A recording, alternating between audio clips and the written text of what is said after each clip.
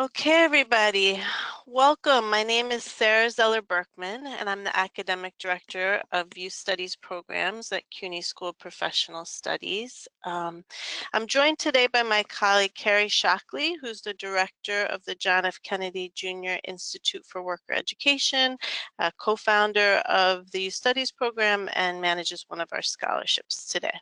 I'm also joined by Rachel Johnson, who is a youth worker and a youth studies student, and is here to answer any of your questions today. We have 3 goals for today's webinar. We are going to give you an overview of the CUNY School of Professional Studies, an overview of the MA and the Advanced Certificate in Youth Studies, and then we'll answer any questions that you have. I'm going to turn it over to my colleague, Carrie Shockley, and we'll begin. Thanks, Sarah. Good afternoon. So I'm going to start by telling you a bit about CUNY and the CUNY School of Professional Studies. CUNY is the largest public university in the country with more than 500,000 credit and non-credit students. The CUNY School of Professional Studies is one of the 25 colleges and schools within the 5 boroughs of New York City. So because our campus locations and commitment to affordability for New Yorkers, CUNY is able to offer broad access to education, both within the city and outside. CUNY SPS is the home of CUNY's first fully online degrees, which is how we are able to offer things by way of outside of the city. And so that helps us expand our access. By design, most of the programs that are offered here at CUNY SPS are related to different professional fields and designed for people who want to link their education to their professional development. The degrees are innovative, not just by responding to where a field is today, but where a field is going in the future. So all of these aspects help meet the needs of learners, our industry partners, and the communities that we collectively serve. So an overview of the Master MA in Youth Studies, Master of Arts in Youth Studies. This degree was developed with practitioners from the field in mind. This includes those who may have studied an unrelated field and found themselves in youth work, or those who've studied a related field that is more narrow than the scope of youth work, such as education or social work or counseling. This degree is for frontline workers who are looking to advance in their careers, supervisors, advocates, activists, and researchers who want the theoretical content from the field, and administrators, program managers, and program officers responsible for designing, supervising, and evaluating youth programs. It also is for undergraduate students who have already studied youth studies but want a higher level of an educational experience. So what should you expect in job prospects? The salary bumps are quite big when we are researching job opportunities for master's qualified senior administrators. So open position salaries were nearly double than those positions requiring a bachelor's degree. In thinking of this, you should also keep in mind the difference in scope of work. Frontline workers are typically part-time, may work in an after-school program. So you have that transition from part-time to full-time work.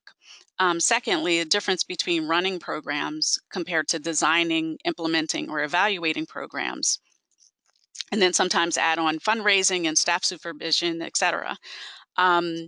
These are all skills that are developed during this degree, but some of our students are going to come with some of those experiences as well. So we're often asked, what should graduates anticipate in terms of jobs prospects? They're equipped for higher level positions in youth serving organizations, higher level positions within city agencies that serve youth, and then opportunities to teach in undergraduate youth studies programs. A quick overview of the degree. I mentioned that CUNY SPS is home to many of our online programs here at the university, but this degree is face-to-face. We do offer electives online. It's a standalone degree, and we highlight this because a degree in youth studies is typically embedded within another academic, more traditional discipline like education or psychology or social work. It's a multidisciplinary degree. We recognize that youth work requires a variety of skills and approaches since youth workers wear multiple hats. So we do draw on a variety of disciplines that we've already mentioned. It's 30 credits, 10 courses, made up of 8 required courses and 2 electives.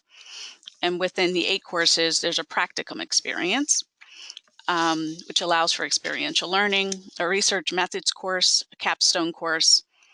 And those 3 courses coupled together are generally learner-directed with input from the faculty for guidance. Next, I'll hand it back to Sarah, who's going to talk about some of our program commitments. Thank you, Carrie. So now that you have a sense of the overarching structure of the MA, I'm going to give you a sense of our program's commitments, learning outcomes, and a bit more about each of the required courses and elective classes. We have 5 things that make our program unique. We combine theory with practical skills and competencies. We offer a sense of socio-historical context as well as making sure we're current and are raising up the most promising practices. We have an explicit commitment to social justice in our program, which means that we are supporting our students to learn about and participate in the youth development in the service of kind of upending status quo for young people, not necessarily fitting them into structures that don't work for them. We also have an intersectional approach. We take seriously and look at race, class, gender, sexuality, immigrant status, disability, etc., and the intersections of all these things for how they impact young people's development, but also how it impacts how young people are perceived. And lastly, we have a participatory and strength-based approach. What this means is that in our classes, students learn not only about traditional approaches, for example, to research like qualitative and quant, but also just really thinking about an approach that involves those most impacted, like young people, like youth workers, etc., if you're doing research or program planning or community assessments. And once again, strength-based, where young people are assets, parents, community members are all considered assets. Our program learning outcomes reflect our commitment. So once again, you'll get a knowledge of both theory and history, but also combined with the latest issues that are coming up, opportunities, best practices. We do support our students to have a sense of policy that impacts both the field of youth work or the young people with whom they serve, and that is both local and national policy. We ask our students to really use their own sites as learning labs, their own jobs. If a student is not connected to a job, we can offer people a connection to a youth serving organization in the city as a place where really they can apply some of the leadership management evaluation or facilitation concepts that they're learning in the classroom. And we also support our students to not only read about research, but to be generators and knowledge creators in our program. And so we want those closest to the ground to be part of this creating the expertise and knowledge base of this growing field of youth development. So there are research classes and research opportunities that I'll tell you more about. As Carrie mentioned, we have 8 required courses.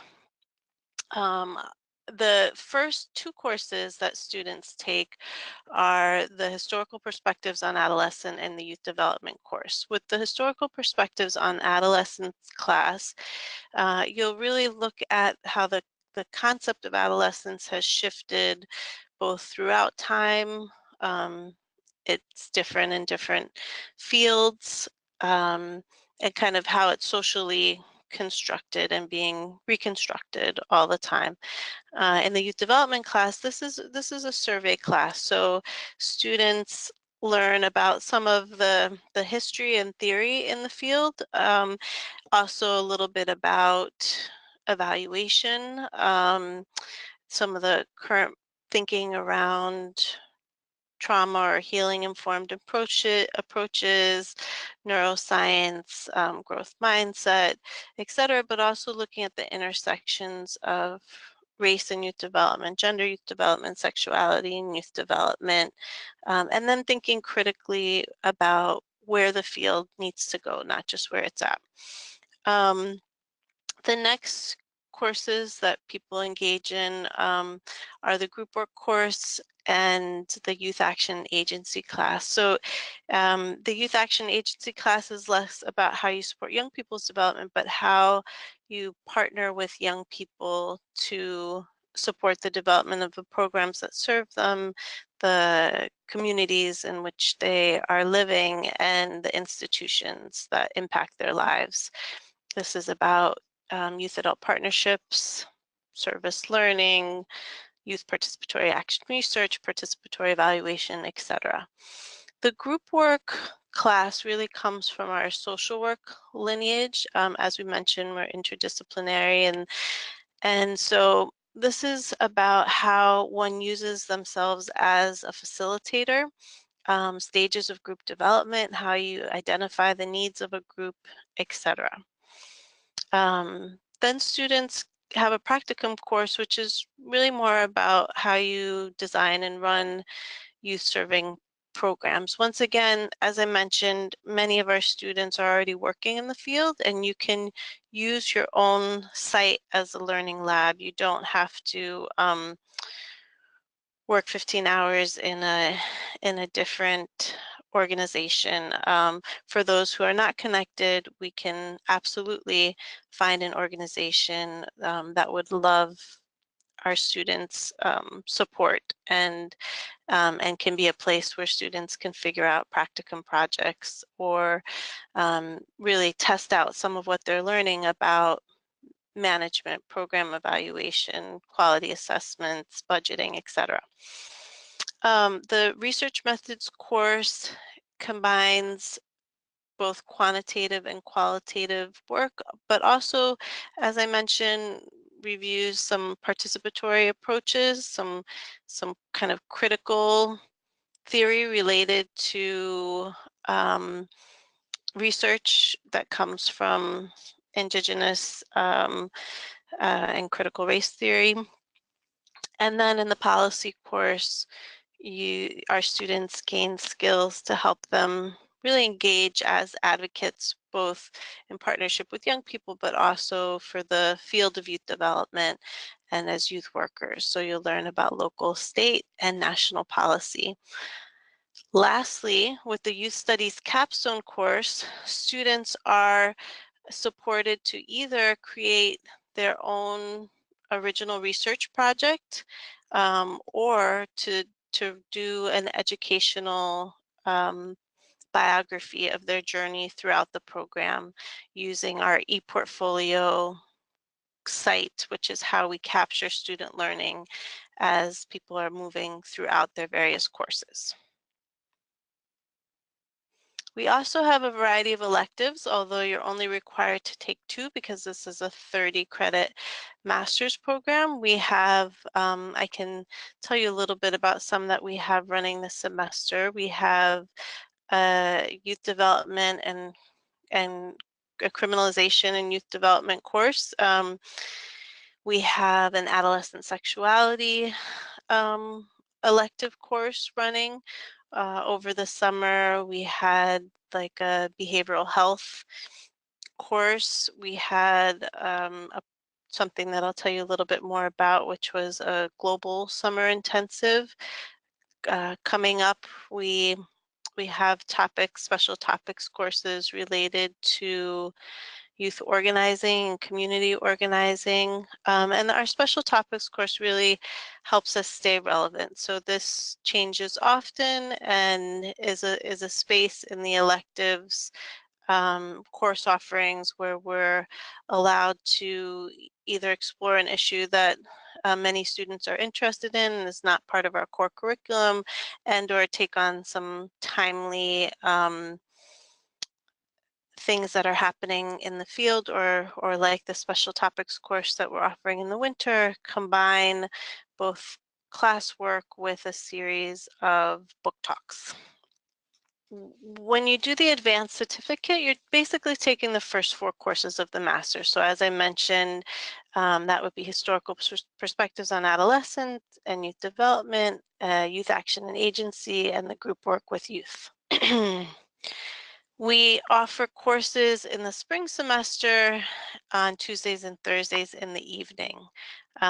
If you're on this webinar but are interested in the fall semester, we also have daytime options in the fall, which are from 9 to 12, 9 a.m. to 12 p.m. A little bit about our professors. We have professors that are this amazing mix of academic expertise and professional experience in the field. So I'll give you a few examples. Professor Bishop, who does both research methods and youth action agency, um, has her PhD, has done a lot of teaching, is on her second book, but she also runs evaluations for a nonprofit in the city called Global Kids.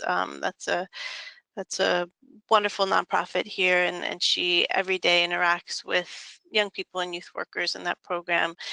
Same for Lisette Gomez. She's now teaching our youth development course, and she's also VP at Children's Aid Society. Julie Stein-Brockway, who does the group work course, taught at Hunter for many years, has been teaching with our program for 2, and she also is an ED of her organization. So I won't go through all of it, but we are very fortunate to have a mixture of expertise with our professors.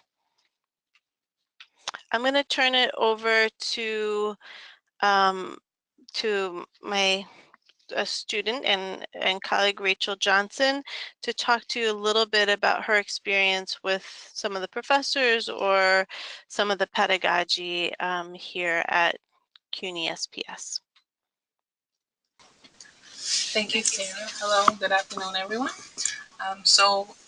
In looking back, I'm actually in my final semester of the program. And looking back, I feel like all of the courses really tied into each other and really pushed me as a youth worker to examine my practice.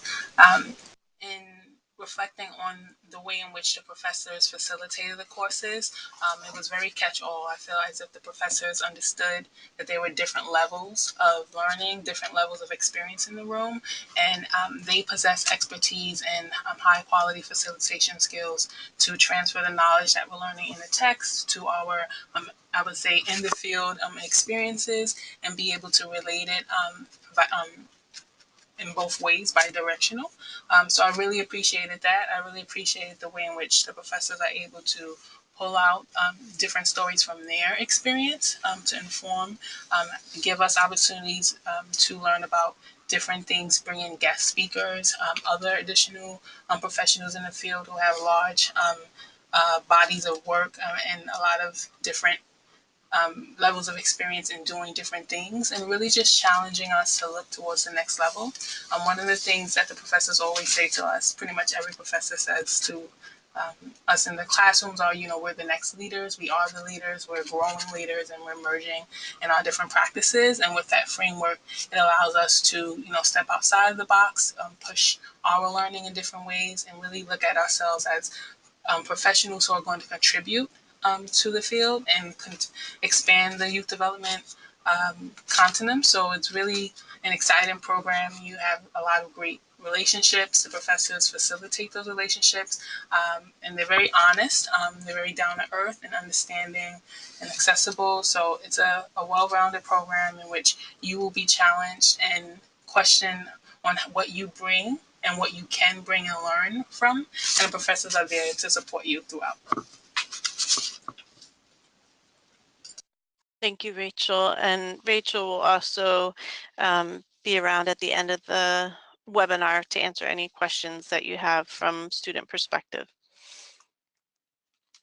I'm going to tell you a little bit more about some of the field building activities. So as Rachel mentioned,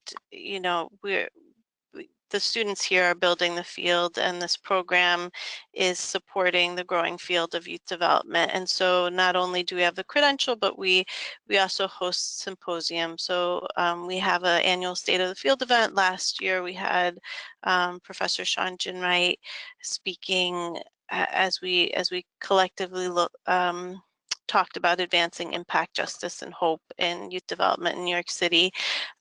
This year we're going to have another State of the Field event in the spring. We also have a digital activism and youth development event happening in March.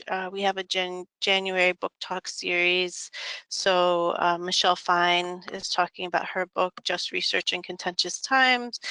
Steve Goodman, a longtime ED at the Educational Video Center and partner of young people to take on issues that impact their lives using media, is talking about his book, It's Not About Grit. And then Charlene Carruthers, who's an activist in the Black Lives Matter movement, is talking about her book, Unapologetic. We also have a research agenda here, and our students have an opportunity to come in and work on, mainly right now we have a youth participatory action research project. So they work in partnership with young people to explore the issues and policies that are impacting young people's lives in the city. We have two current projects. One was a qualitative study about the experience of young people that are dealing with ACS and DOE and kind of multiple city agencies in their lives. And that's a project that we worked on last year and are kind of in dissemination phase this year. And then we have another project that is more quantitative with an annual youth census and having young people, they created tech that can help other youth weigh in on policies that impact their lives. We also had our first trip this summer to Colombia. We had a global summer intensive, and we had 13 students that went there to learn more about organizations that have a youth rights approach to their work, and to learn more about the youth participation work that's happening there in Bogota. So we have a partnership with a research institute in Colombia, and that is continual, and so we'll have other international youth development courses and opportunities for our students. We had our class that just graduated last year, and these are some words from them about how this program made them feel. This is more concrete. We are centrally located, so we know that our students come from all parts of New York City, and we are located in Midtown, and it's close to all trains. We're on 31st Street between 6th and 7th Avenue. We are affordable. That is CUNY's commitment to the people of New York. So for in-state tuition, it's $13.65 per course. Out-of-state tuition is more expensive at $2,490 per course. Although we know that CUNY is affordable, we also know that that people need opportunities for financial aid and scholarships. So we do have some scholarships that people can apply to. I want to mention though that only master's students qualify for federal financial aid. And so that's something to consider as you're considering whether to do the advanced certificate or the master's program. We have a deadline coming up in December for the spring semester. So December 6th is both for the MA and the advanced certificate, and that's for the spring semester.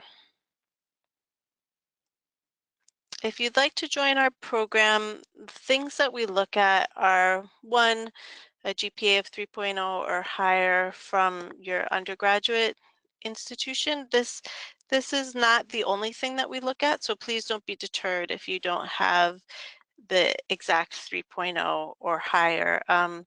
We have a rubric that includes that, but also includes things like your personal statement, how much experience in the field you have, the letters of recommendation that you get. And so those letters of recommendation, I just want to mention they should be professional or academic.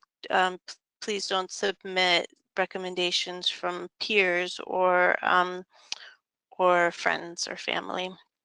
And for those who don't fully meet all requirements, an individual interview may be conducted so that we can ask you a bit more about yourself and about where you see this program taking you in the next few years. If you do have any questions, you can contact me, Sarah Zeller Berkman, or Carrie Shockley, and we'd love to, on an individual basis, kind of answer any questions you have or about the application or about the programs. Thank you, everybody. Have a wonderful rest of your day.